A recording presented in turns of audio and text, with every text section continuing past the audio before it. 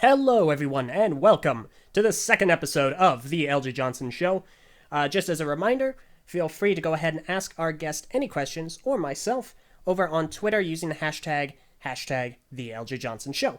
So, with that out of the way, let me go ahead and introduce my next guest. Legend foretold of a man who'd create the greatest LEGO BIONICLE wiki known to man. He would strive for quality, strive for excellence. He would be there in Bionicle's darkest times and for its highest successes. We're not talking to that man, but we are talking to the man that filled his shoes with excellence. Good job, me. I am speaking here with Stephen Wert, the critically acclaimed owner of the Bionicle Sector 01 wiki, also known as Swert. How are you doing? I'm doing great. I'm just a little tired. You're telling me. I got a little bit of an ailment, so if I sound like I'm on death's door, it's because I've been rolling around all night for a total of, I want to say 11 hours, and I thought I was in Russia the entire time. So, yeah, it was not fun. Doesn't sound like it. No. All No. right. Yeah, so today, contrary to what many may believe, we're not going to be discussing BS01. We are instead going to be talking about a very fascinating subject I am not all that privy to, and that's LEGO superheroes, DC and Marvel. Now, Swert, do me a favor and go ahead and give us a bit of background on what you've done pertaining to that theme. Obviously, there's a picture right now on the screen. It shows all sorts of different characters from both Marvel and DC. So fill us in. So, I will say, first and foremost, I am a huge superhero nerd. I'm going to be the first to admit that. I'm a nerd. Let me just pull up the video here. So unprofessional. I apologize. Gosh, dang. Okay, that's it. I can't. Blacklisted. I'm sorry. All right. Now I see it. So, what everybody will be seeing on the screen here is these are all what we call mega figs. Now, not to say that they're mega blocks. That's a different thing altogether. But this is our in-house term at the studio I work at. Still, honestly, we call them mega figs. We build them all out of just random brick. Doesn't matter what we use, and yeah. So the whole lineup you're looking at is just Marvel and DC superheroes. And a little cut off on the edge on the right there, you can't really see past Aquaman, but there's also Harley Quinn. So that's our very first villain in this entire wave. Interesting. So I will say we did these kind of as a spur of the moment. We were going to be invited to Emerald City Comic Con to display, and we're like, well, what can we build that would be comic related? Well, how about superheroes? Damn, that seems like a reasonable choice. So the very first superhero we built out of all this lineup is right in the very center, Captain America. Oh. He is the very first in the entire wave. And then when asked, well, should we build a DC character? I said, yeah, let's build a DC character. Okay, who are we going to build? Green Lantern. An excellent okay, choice. well, let's build. Yeah. And as everybody who may not be aware of me, I should clarify and introduce myself as one of the largest Green Lantern nerds this side of the fandom. Oh yeah, but is green your favorite color? Nope. Okay. I am a proud Blue Lantern. How dare you? Well, I am a fan of Marvel, so I can't speak to any of that. So Well, I also dabble in some Marvel stuff too. I know all of the Avengers, I know all of the Fantastic Four, not all of the X-Men, but I know enough of them. Mm-hmm. In fact, on the other side of that image, you couldn't see it, but just behind Agent Coulson's head, right next to Stan Lee, all that white brick back there, that's actually Storm's hair from the X-Men. Yeah, we also have Cyclops over there. We have Wolverine in street clothes, and we have a Deadpool. Wow. Yeah. Huh. And then these mosaics, I presume that the names are mosaics? Did you guys make those too? We did make mosaics, yes. The Marvel backdrop is actually on a curved frame built out of a very... Now, this is going to be interesting. Have you ever heard of ZNAP? No, I've never heard of that. ZNAP is and I'm pretty sure a lot of people are probably wondering what that is now too. Yes. It's a retired Lego product from like 1998 and 1999. This was the competition to Connects. That's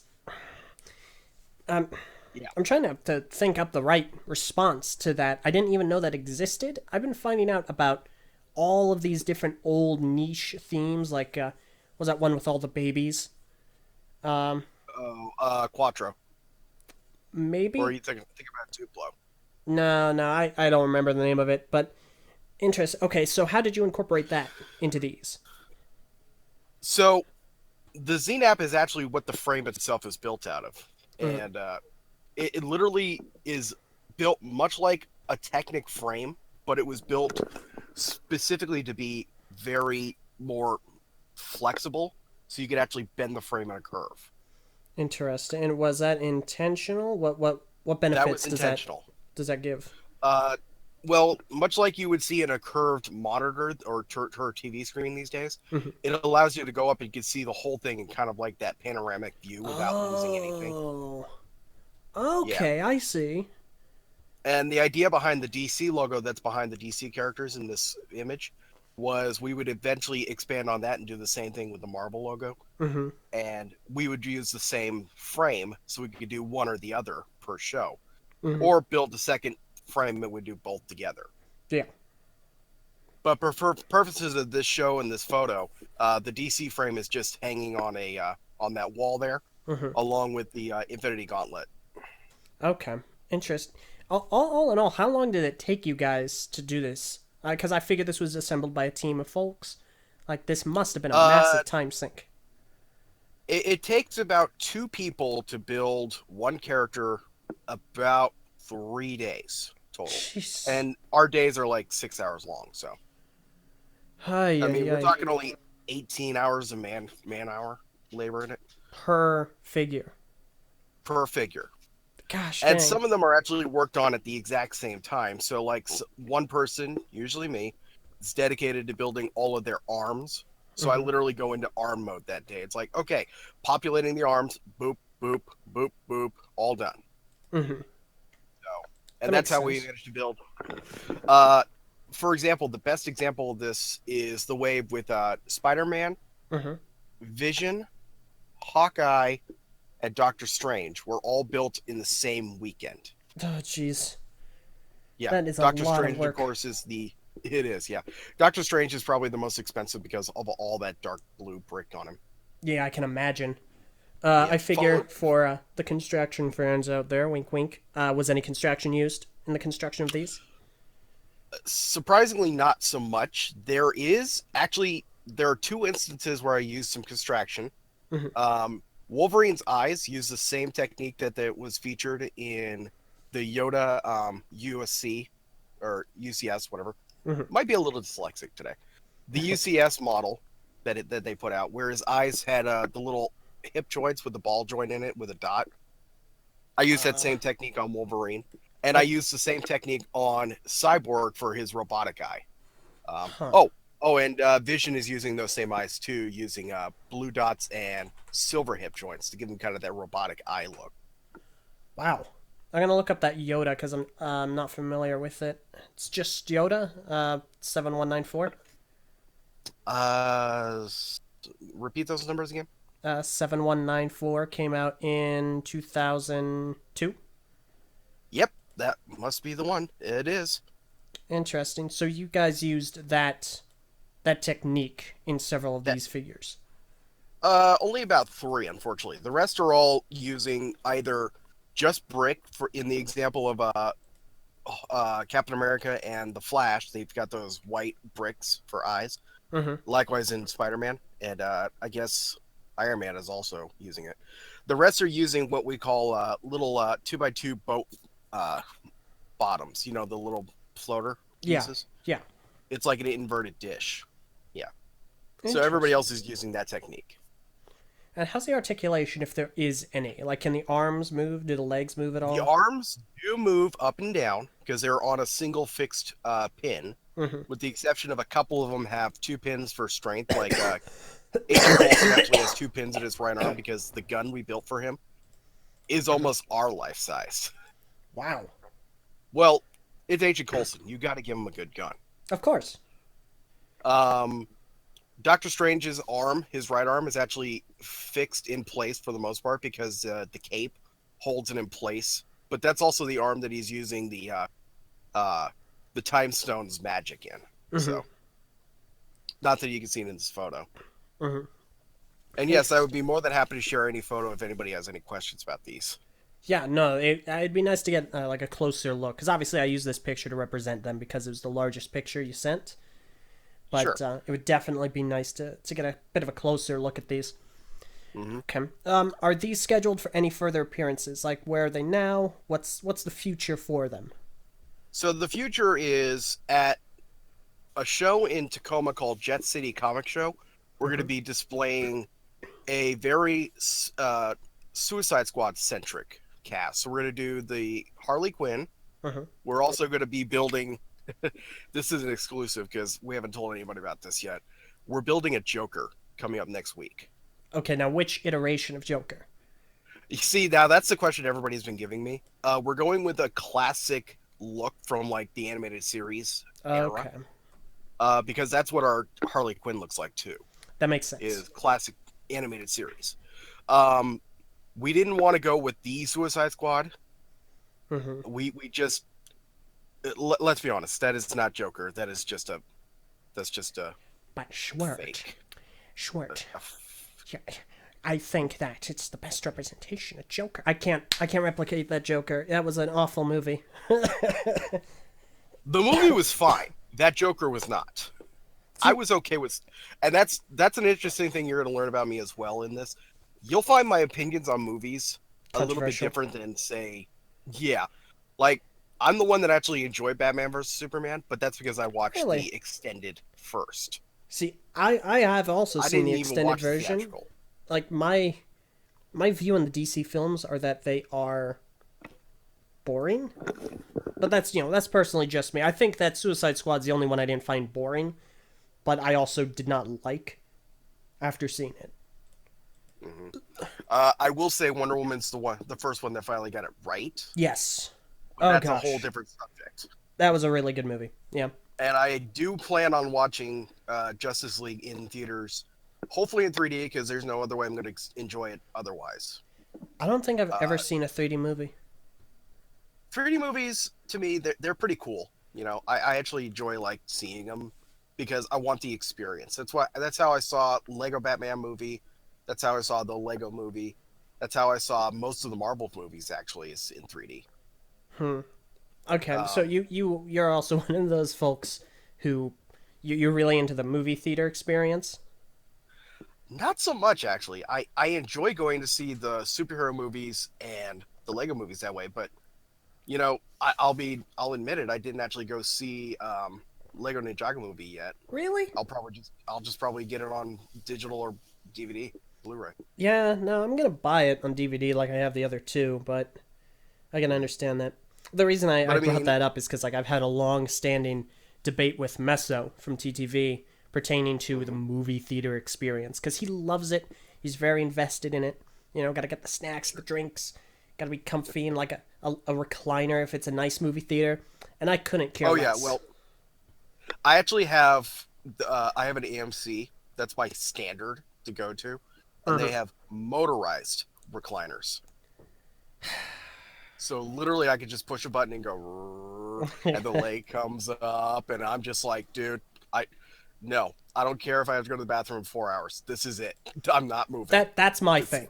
Like, I do not want to leave a movie during the film in a movie theater to go use the bathroom. So I will swear off drinks, swear off snacks, and just sit there. It's like, nope, I'm not doing this because I can't pause it. Right. But exactly. Like I don't mind pausing a movie at my house. But even then I don't. It's like, look, I've already seen the movie in the theater. Or if I haven't seen it, I'm like, look, I'll just watch it again later. I'm just going to go to the bathroom real fast. I'll be right back. Yeah. But that's a whole different subject. If Oh, I'm yeah. the only one watching it, sure, I'll pause it. But Exactly. Yeah. I digress. so I will also mention in this, in this photo, Mm-hmm. you may not have noticed it because this image doesn't display it properly, but in front of all the megafigs are a bunch of Lego sets. Yeah, I saw that. Like, I see the one of the most recent Bat caves from like the early show, Batman show. Yeah, that was the 1966 Batcave. So all of those sets are mine. Oh wow. I own every single one of those Lego sets. That was my personal collection on display. Not Gosh the ones dang. at the front on the table, though, unfortunately. Oh, I God, see. could you imagine?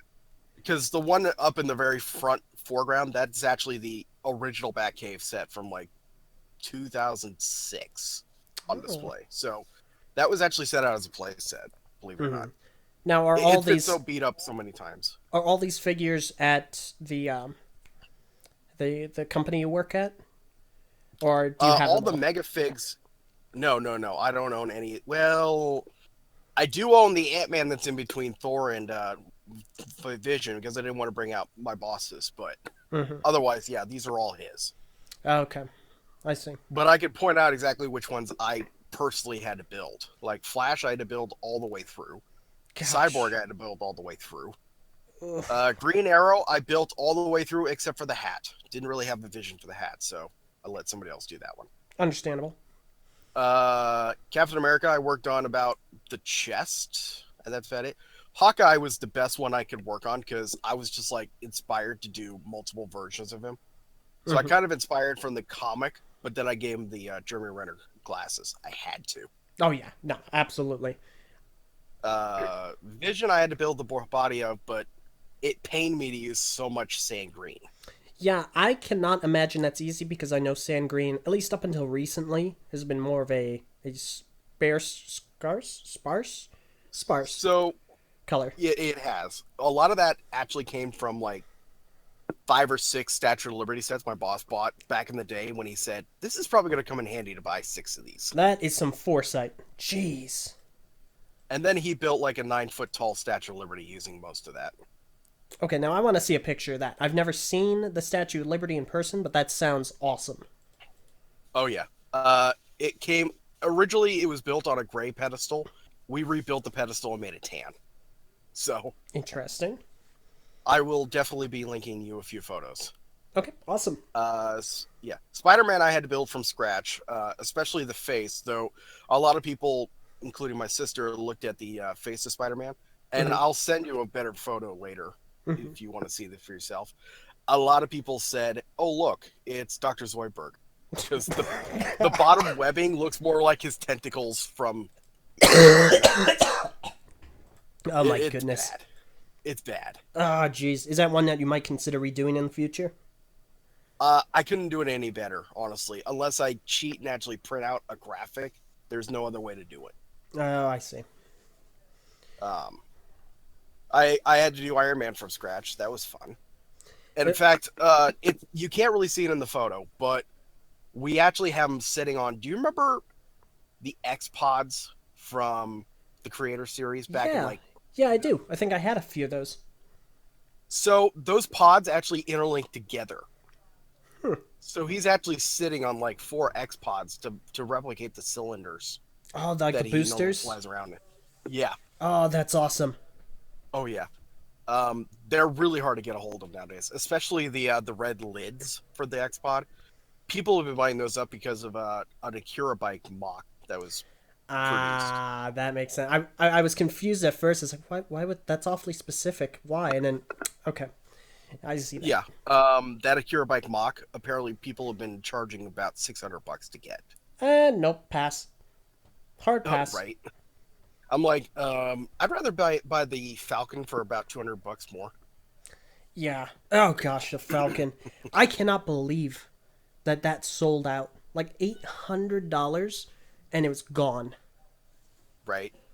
Gosh, that But that's surprised a the heck out whole of me. different subject right there. Oh yeah, Um, no. Well, it's Disney. Like Marvel is. No, I'm kidding. That's a stretch. But the Millennium Falcon was in the Lego movie. Yeah, that's a stretch. Yeah, no Marvel characters. All right. Well, before we did we started, streaming this. You had an interesting subject that you broached with me, and this isn't really Right. something I have given any thought to because I'm natively a construction fan. I've only just recently gotten into the system like heavily, and none of that has really been comic book system like Marvel or DC. But you had a very interesting point pertaining to those. Please elaborate.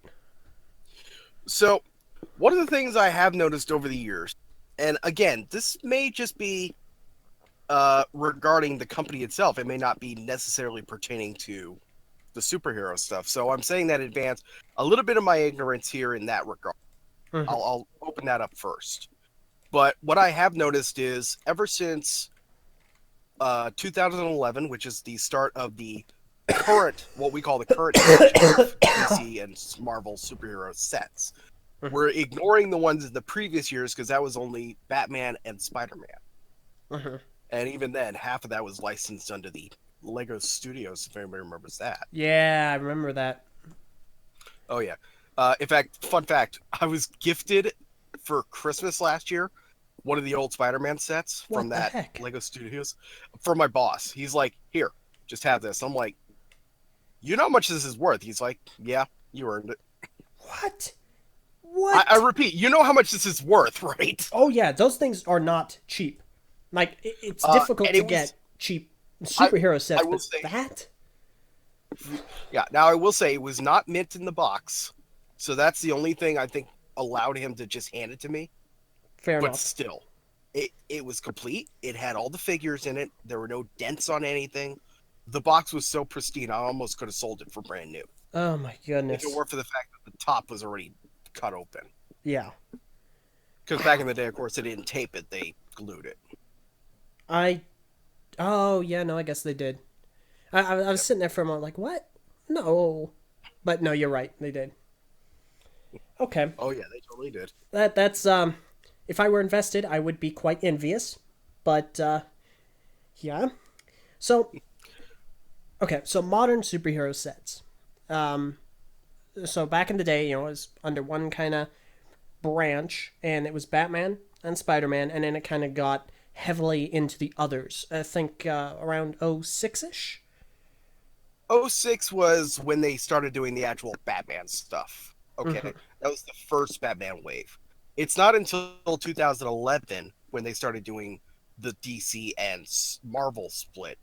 And even then, they didn't really do anything with DC until at least 2012, because prior to that, it was still all Batman, with the exception of a Green Lantern CCBS construction figure, which, of course, I had to buy that.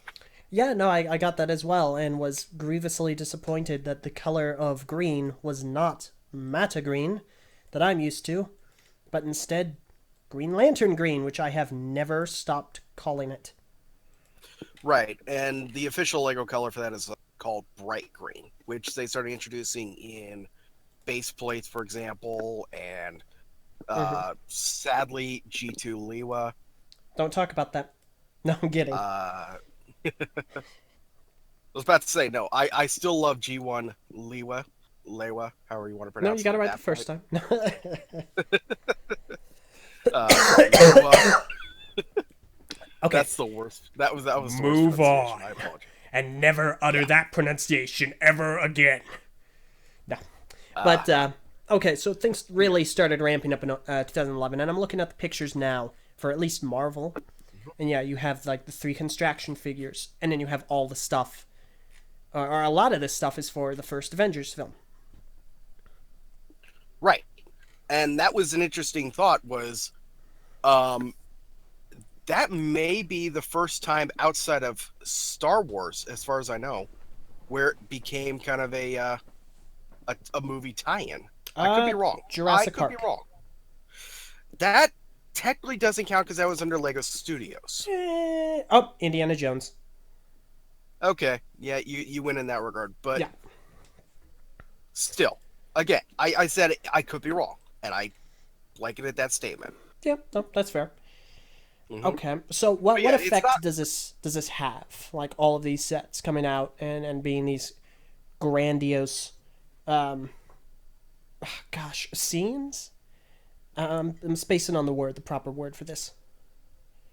Well, I guess we could say, you know, the main thing I have noted is a lot of the sets started gearing towards action sequences and not so much just standard locations. I mean, for example, there was a one here, and by the way, spoilers if you haven't seen Iron Man 3 yet by now, but they spoiled it in the set. You might remember the Iron Man Extremis Seaport Battle set 76006. So this is one that had Iron Man, War Machine, and a third character, which is like, wait a minute, who's this third character? Where is where is the what was his name? I should know his name. The Oh, Mandolin? Or no. Mandarin?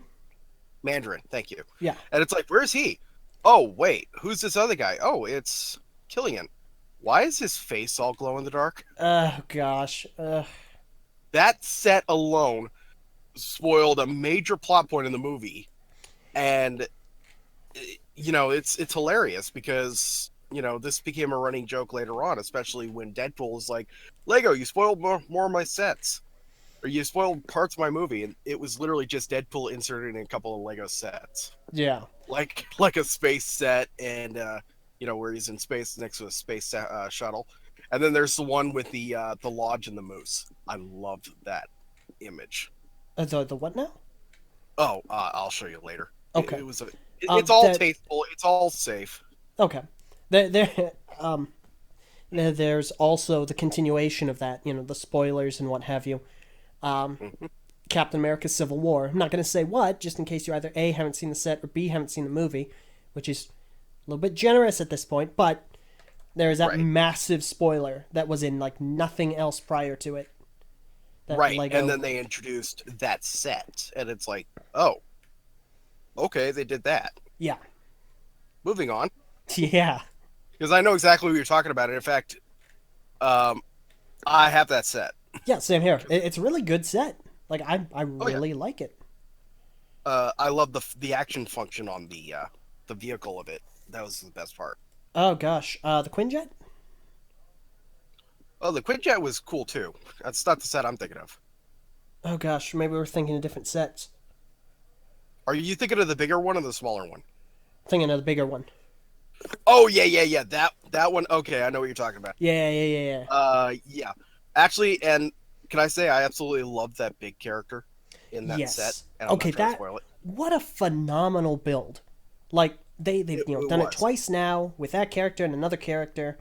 And it's Which was just... also a spoiler, ironically. Well, It seems like that build is destined to spoil movies. I don't know. I don't know about that. There's a bit of controversy as far as that one is concerned, but Can I just say I would rather have had that version of the character? yeah, I think that was a way cooler looking version. At that same time, or at least- it's nice that they kept or it at least, character accurate. Yeah, I'll have to tell you my thought after that. Oh, yeah. After the stream. Yeah, because Yeah. we can go into so much territory with that. Oh yeah. No, I will also fascinating. say I own only 2 Quinjets. I'm surprised that I don't own 3. I'll be honest, They because made they have 3? released at least 3. Yeah, they made 3. There's the one in that set we were just talking about. Mm-hmm. There was one in a slightly bigger, it's a slightly bigger Quinjet. It's the one with Vision in it, and that's not a spoiler. That came out in Age of Ultron. Yeah, That fair was enough. 2015. That's 2 years ago. That's the one that had and in fact, I bought that set for 3 purposes. I wanted that Quinjet, I wanted Vision, and I wanted Ultimate Ultron. Yes, fair enough. Because I wanted that figure, because then they put out that Throne of Ultron from the Comic-Con. Oh yeah, I'm the like, Comic-Con exclusive. I want to build that throne. That is also a fascinating subject. Like these Comic-Con, comic that's a books whole exclusive sets. Yeah, I suppose all of that could be tied into this as well. Is what New York Comic Con and San Diego. San Diego Comic Con, yeah, Yeah. how they tend to have a lot of influence on They have a lot of influence on what comes out as exclusive. I find that interesting. And more to the point, it kind of bums me out a little bit, but I understand. Does that Yeah. make sense? No, I completely agree. Because while I'm not super interested in collecting those figures specifically, there are certain areas where I really, really did wish that they had sent them out to everyone. Because it's recently become a bit of an issue with scalpers. They'll go to these conventions, they'll get the set for like $20, and then they'll sell it for like $500, $600 online because it's so exclusive. Like the Amazing Spider-Man minifigure, the Andrew Garfield one from the second film. Right. That was a really cool one. That was a phenomenal minifigure. I would have loved to have gotten my hands on that, but San Diego Comic-Con exclusive. But Yeah. I also wanted the black suit Spider-Man. Oh no, there was another one, black suit Superman. I would have been all over that one because that's Superman Rebirth from the comics. Back when he had a huge battle with Doomsday back in the comics, and then everybody declared him dead. Oh, that whole thing, yeah. And then it turns out he's not actually dead, and then Lex Luthor created a clone. And by the way, this is not any spoiler for anything, by the way, because this is like 20 years old now. Wait, Superman died? Oh no! Wait. Sincerely apologize. Gotta get my inhaler. Sorry. But yeah, no. So let's continue on that discussion pertaining the effect that these sets eventually had, because the conclusion you've come to I found very fascinating. Yeah, well, there is a very interesting influence on all of these sets pertaining to what happens with Lego sets down the line. Because again, we're looking at clips of the movie, which, for example, especially I can give you a great example. Guardians of the Galaxy Volume 2. They show off 3 sets. There's the Ravager attack, and they don't even like, this is not even really spoilers anymore at this point. This is the title, Ravager attack, which we're just to, but we don't know the context. It's just there's an attack. There's Aisha's revenge. We don't really know who Aisha is. We don't know why she needs a revenge. Yeah. After the movie, we do, but we don't know.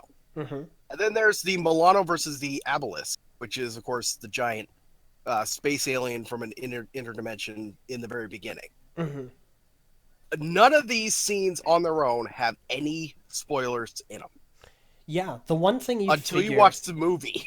Yeah, exactly. They're very context free, and there's actually a massive, twist in the film that Lego surprisingly dodged fairly well. I was quite surprised to see them do that.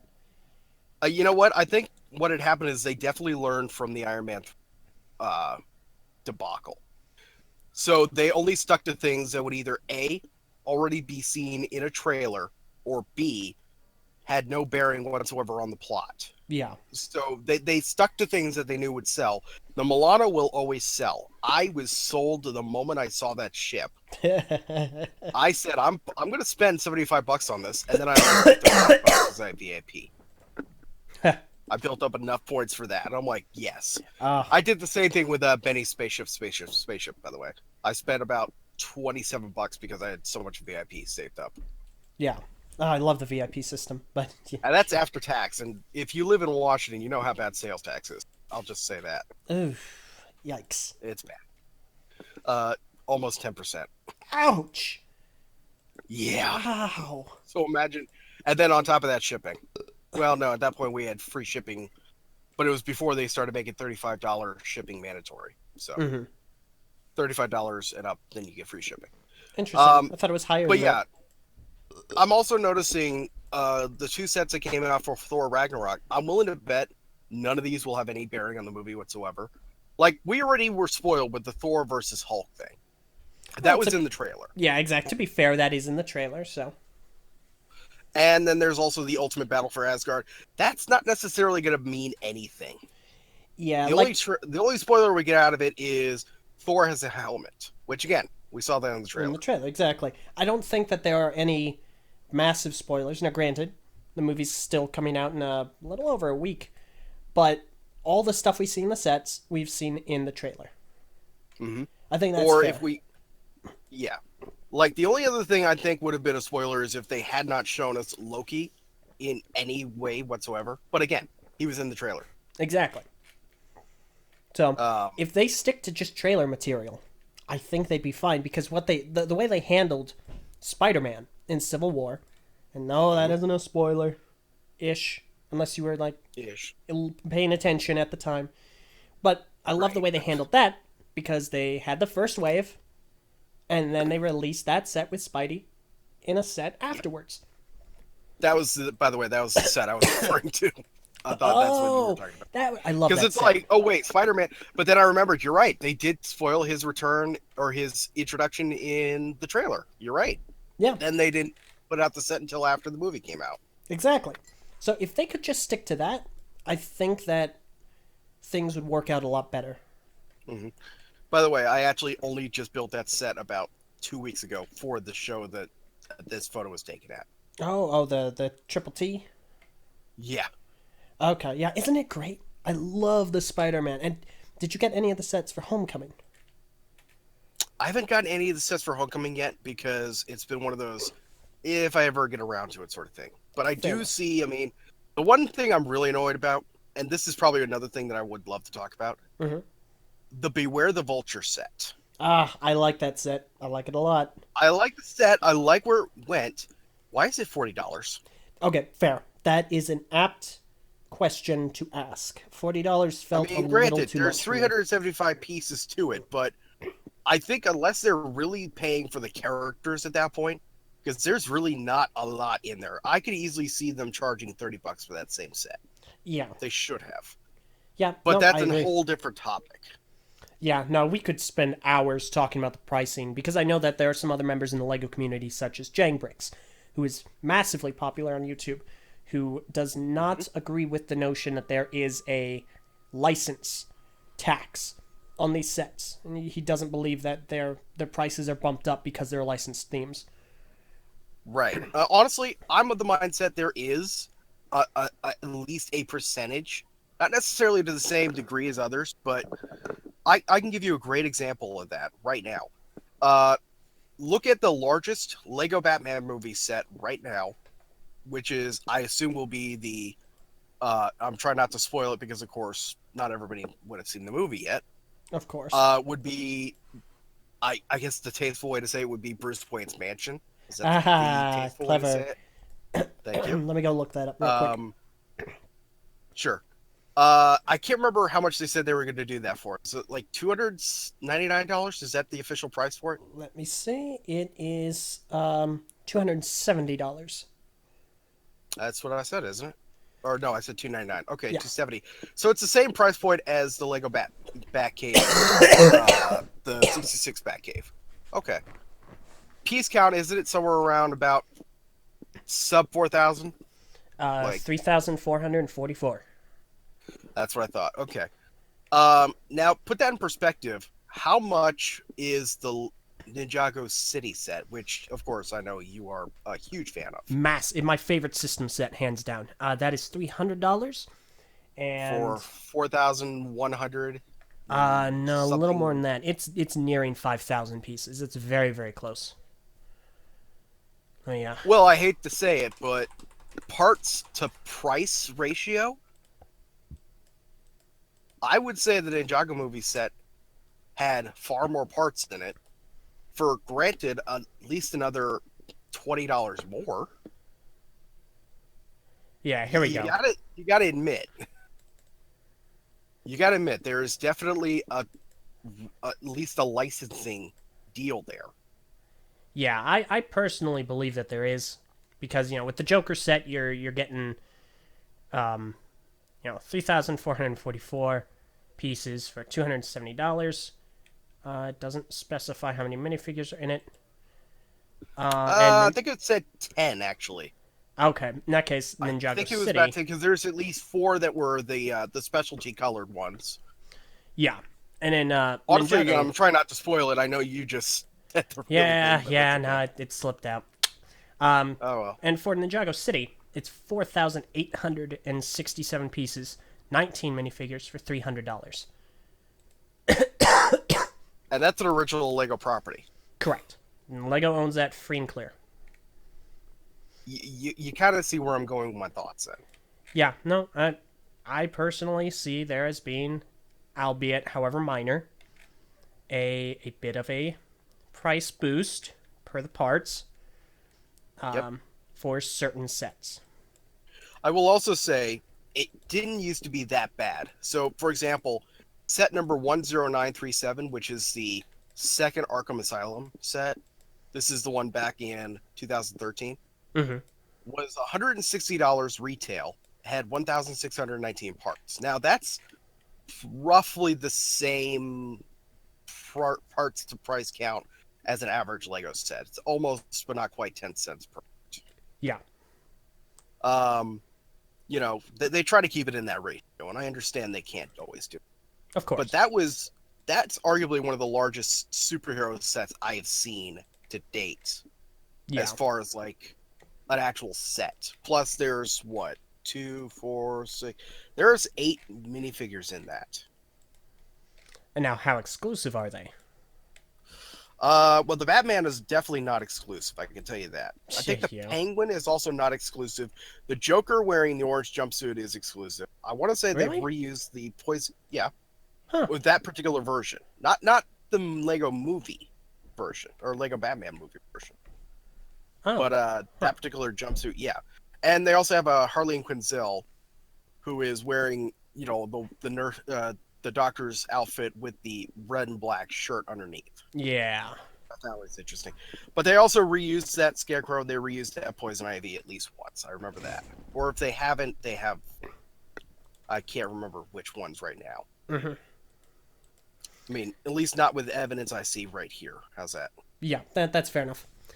Yeah, no, it's a fascinating subject. And I know that pertaining to Jangbricks, he looked at the statistics, he looked at the numbers pertaining to an overall average, and so he went really in depth. I think it would be worth looking into further, personally, but, like you said, it is a massive point of discussion, and we could spend hours discussing it. Oh, absolutely could. But yeah, I want to go back to the change and the influence of, for example, they had a set here, the Bat versus Bane, the Tumbler Chase set. This is 76001. What I find interesting is this is the first one officially that was featured for the Dark Knight trilogy. I don't think the Tumbler came out until after that set. I'm not sure. Let me look into that. Sure. Let me see. The Tumbler. Because that particular set came out in December 2012. Okay, so the Bat versus Bane Tumbler Chase came out in 2013, and the Tumbler came out in 2014. Okay, there you go. Yeah. But I found that interesting. I can't remember, did the Dark Knight Rises come out at the same time, or did this come out after the movie came out? I have no idea. I'm not very well versed into the release dates of the Batman movies. Right, I'm just trying to remember off the top of my head without looking it up, but that's okay. Point is, this is one that definitely would have kind of gone into spoiler territory as well, because it features the desert camo painted Tumbler, which, if you hadn't seen the movie, I mean, that would have made no sense. Why is the Batmobile a completely different color? One could say it was a prototype, except this particular prototype is going against a Bat-themed Bat, as it were. So that could be considered a bit of a spoiler. Yeah. If it was during the movie. Of course. Some of the Batman, some of those Man of Steel movies also came out around the same time, April 2013. Not so many of them were spoilers, but they did have, some elements of the movie. To be perfectly honest, they weren't really that. I totally forgot that Man of Steel got any sets at all. Yeah, they had 3 sets. They had a Superman Metropolis Showdown, which I only picked up the figures from that set, I'll be honest. Didn't really buy any of the sets. There's the Superman Battle of Smallville set, which was $50 for 418 pieces and 5 minifigures. So I think this is where the price for the licensing started kicking into high gear. Yeah. Because again, you only got 119 pieces of 2 minifigures for $13. That same set, that same small box set would have been at least $10 back in the day. Yeah.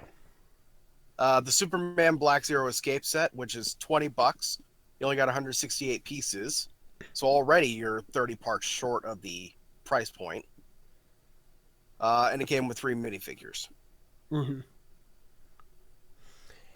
This is definitely where the licensing started becoming a thing, especially for the movie version of license. Yeah. Like, the comic versions didn't get hit that hard. A $13 set had a Batman the Penguin face-off, 76010, which is the $13 set, 136 parts. Mm-hmm. But yeah. All in all, I will say, by the way, I own the tumbler. It's not in this photo, but I do own the big tumbler. Is it a good set? Oh, wow. Okay.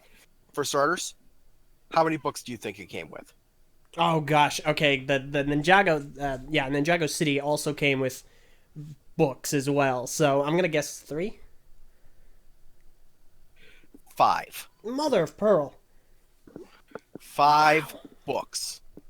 And the worst part is, the minifigures that they tout in this entire series, the Joker, Dark Knight trilogy Joker, and the Batman from it, they don't come in until at least the 5th book and like the last 2 bags. My goodness.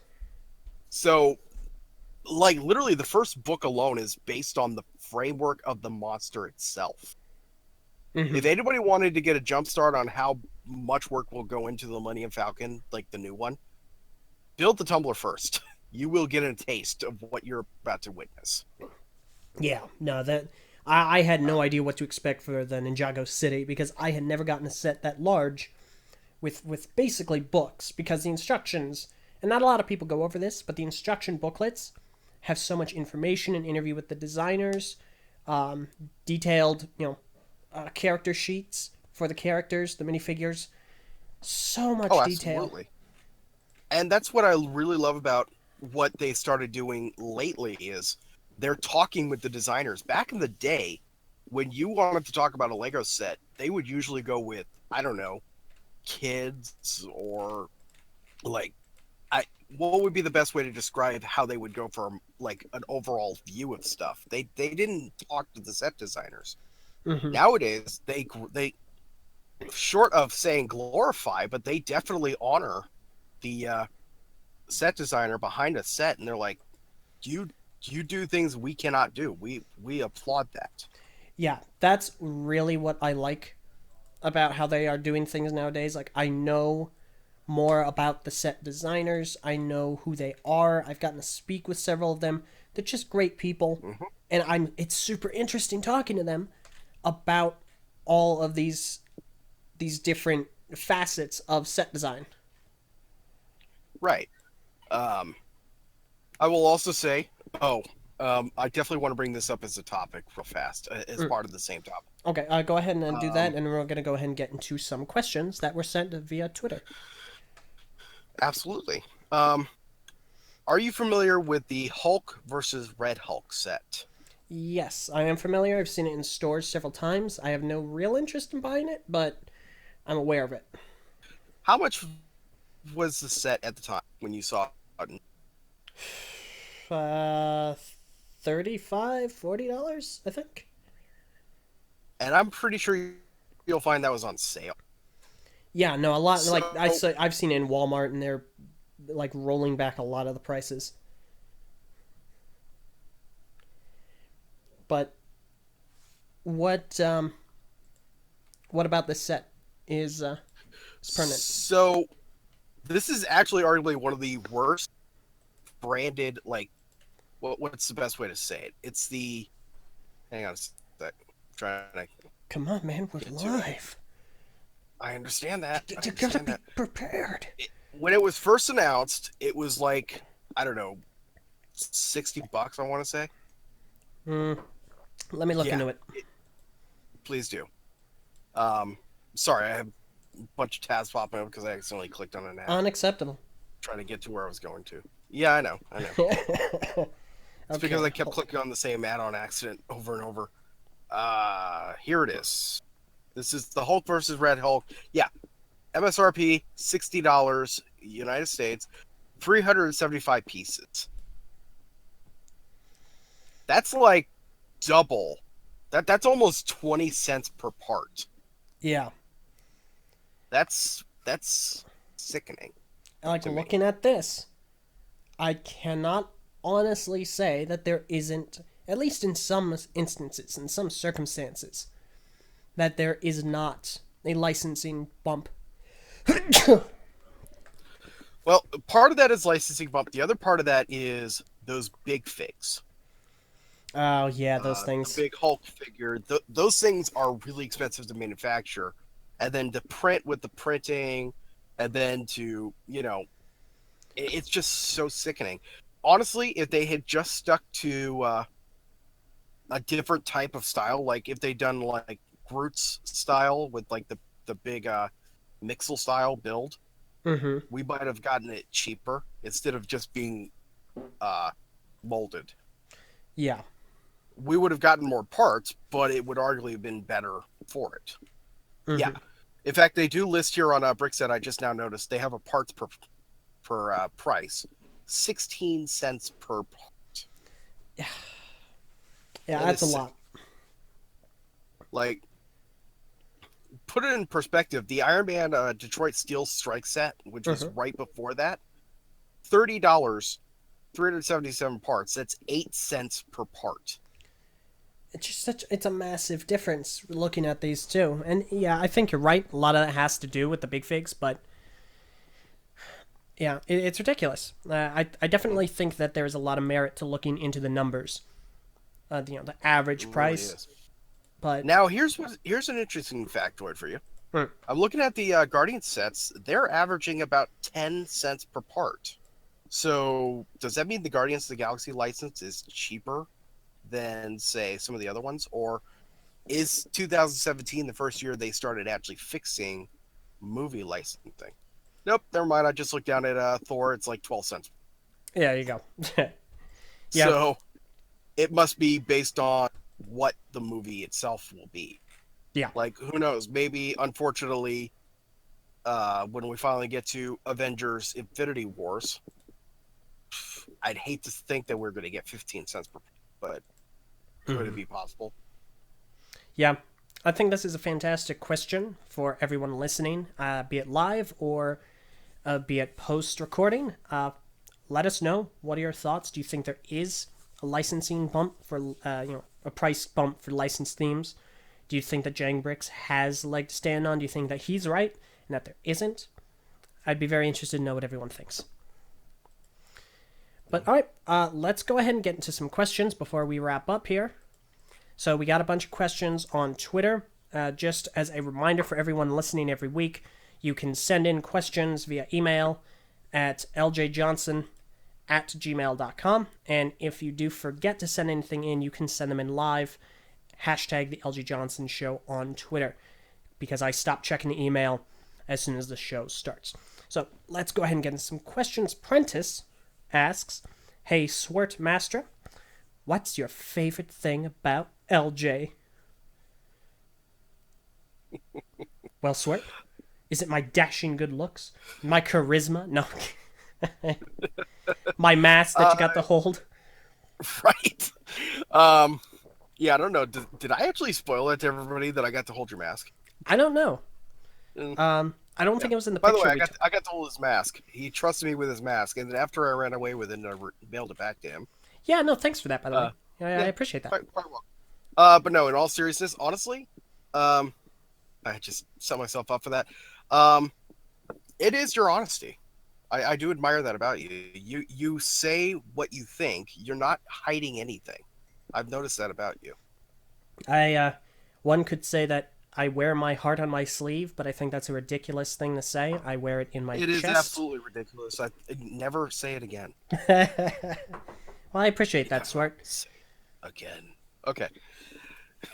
Well, okay. All right. Thank you. My favorite thing about you is the camaraderie we have as friends, and the fact that I've known you for just so long, and it's always a joy to work with you.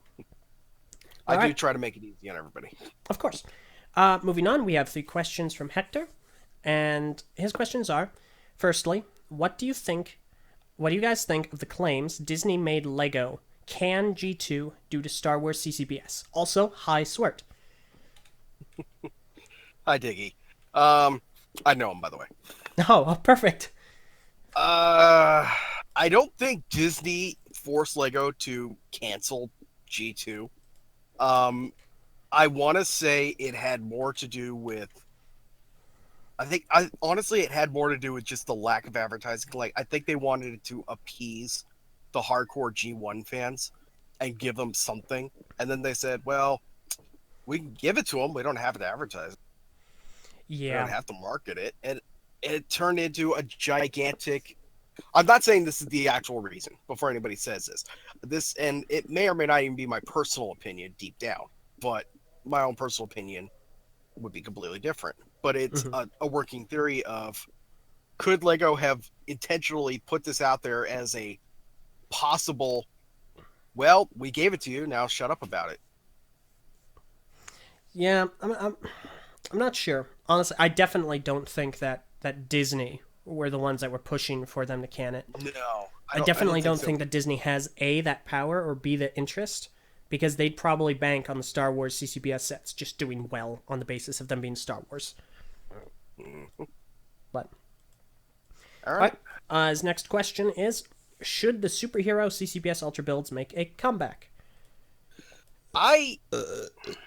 That's an interesting point to make. First, both in favor and against. On the one hand, I liked where they were going with them. I think they had some wonderful parts to them. On the other hand, I did not like, especially the humanoid molds of their heads. And I say that about the Star Wars figures too. The only ones that seem to work the best are the ones with helmets or masks or some type. Mm-hmm. The humanoid ones just do not work. Plus, from a parts standpoint, there's only so many ways you can use that specific head on something else before it's like, oh, it's the exact same thing again. Yeah. No, I agree. Nothing to the contrary, personally. I think I would like to see him back because I'm biased and I like Construction. So. Right. But on that other hand, I liked where they were going. Again, if they could do a better job of a Green Lantern, I would have been all over it. Oh, yeah. Okay. And last question we have for today is: which superhero Ultra build was your favorite to make, and what's your favorite superhero set? So, I'm assuming by Ultra build you mean my Mega. Honestly, the best one that I had the most fun building, I would have to probably say Cyborg. There's a lot of intricate work going on in him, and it is the culmination of all of my skill in one figure. Using both what we call jumping, which is using 1x2 plates with a single stud in them, and also the 2x2 variant of that, just to make that, like the ribbing on the side there, all inset by half a stud. And his little chest emblem comes out half a stud outward. Plus, I had to build in the head using, I had to make the head look like a standard minifig head, but then the helmet itself, the outer pieces, go out one stud thicker than that. There's a lot going on in Cyborg. He's probably the most fun I've had. Prepare for utter disappointment in the film. No, I'm kidding. Right. As for my favorite superhero, I'm kind of torn. I have about. I'm going to go ahead and say my favorite movie, my favorite in DC alone. I'm going to say my favorite movie, my favorite comic based, and then I'm going to say my favorite Marvel set.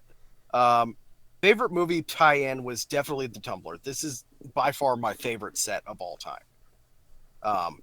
And that's saying something considering I also own the Batcave, which is you understand my conflict. Oh yeah. My favorite comic set was definitely the introduction of the Green Lantern plane with a Sinestro figure and a Green Lantern.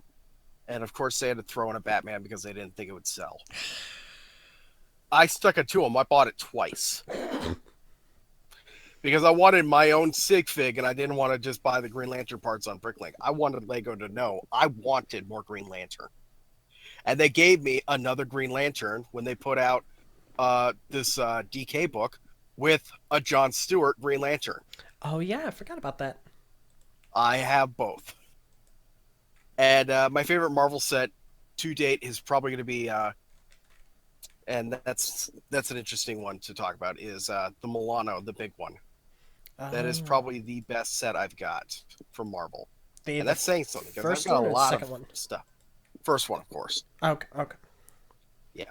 And that's saying something, because I've got all of the big ones, like the major big ones. I've got the, I've got the Quinjet sets. I've got a few of those, but it's like, no, I love the Milano because this is probably the best as far as like building goes. This is the best one with the best techniques. It makes sense. Personal opinion, of course.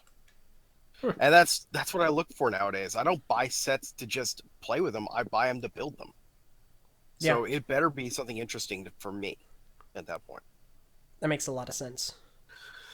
Mm-hmm. All right. I am a lot simpler of a man to please with Lego sets. My favorite off the top of my head, and the one that really stuck with me as far as Lego superheroes, since I don't naturally buy DC, Tanker Truck Takedown from Marvel Civil War easily is definitely my favorite thus far. It is a really good set. I love the action function of it. Yes. I love the figures of it. Interesting side note: if you own both the second Quinjet set, which was of course the hang on, pulling it back up, the Avengers Quinjet City Chase set, and you own that particular the Tanker Takedown, the vision in each one of them is different. Yeah, I heard about this. I think it was the stone in his forehead that was different. Or... Yes, the stone is different. In the first set, it was blue. In the new set, they updated it to match the movie color. I guess they just didn't want to spoil that there was the Mind Stone in his head. Nope. Actually, probably it's because the prototype Vision, the original concept art, had him with a blue Infinity Stone in his forehead, because Spider-Man from the Tanker Truck Takedown has a different spider on his torso than the one in Beware the Vulture. And that's because you can look at it, the concept art for Spider-Man in Civil War has the exact same spider on the minifigure, but in the updated one, it matches the films. Interesting.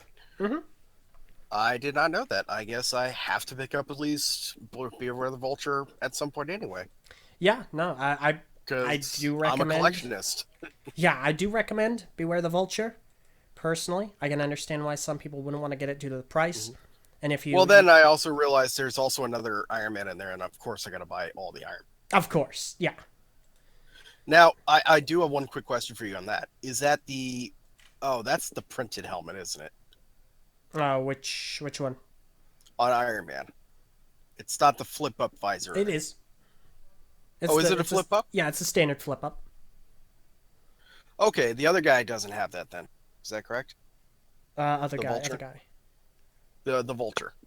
Oh, yeah, no. Vulture's helmet is the printed one. That was the one thing I was really annoyed about. And I know we got to wrap up, but that's the one thing I was annoyed about is in the later Iron Man sets, they kind of stopped giving us the flip-up visor. They start printing it on a generic helmet. And it's like... Yeah, for the comic book tie-ins. Yeah.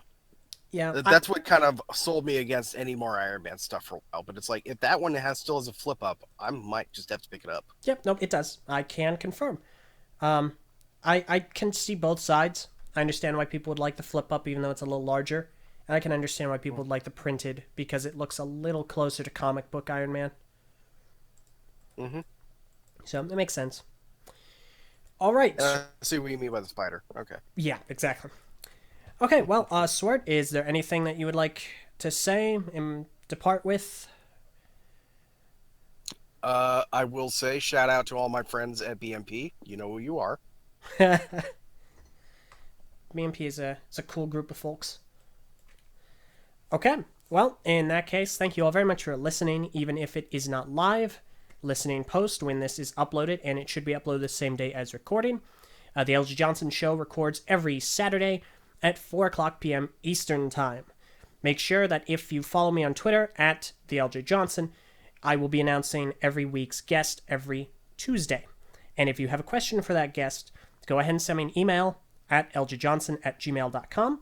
And if you forget to, or you just think of a question late, go ahead and send me the question on Twitter using hashtag the Eljay Johnsen Show. So once again, thank you all so very much for listening, and Swert, thank you very much for being on.